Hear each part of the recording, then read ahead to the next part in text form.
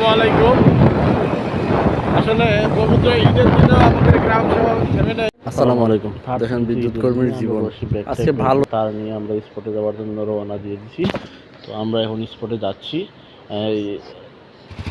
এখন আমরা স্পটে চলে আসলাম।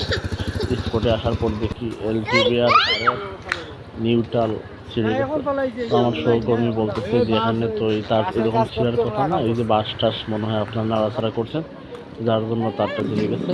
তো আপনাদের একটা সতর্ক করতেছি, যে কোনো তার, বৈদ্যুতিক যে কোনো তার হোক, আপনারা যদি এরকম দেখেন তাহলে অবশ্যই যোগাযোগ করবেন।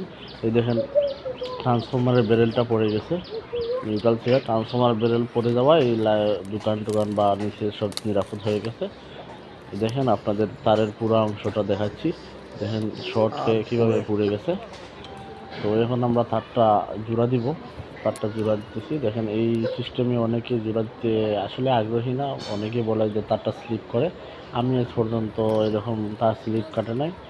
তো আমি এভাবেই জোড়া দেওয়াটা পছন্দ করি। আমি কখনো এরকম আমার এই তারটা স্লিপ কাটে নাই, এটা একবারে গ্রিপের মতো পেছানো যায়। তো আমরা দেখেন তারটা জোড়া দিয়ে দিচ্ছি, তারটা কীরকম জোড়া হইলো কমেন্টস করে জানাবেন। আসলে তারটা ভালোভাবে জোড়া দিয়েছি। স্কুটিতে উঠতে আমার সহকর্মী তারটা টানিয়ে দিচ্ছি আমরা। তো তারটা টানা শেষ, এখন আমরা বেরেল লাগাবো।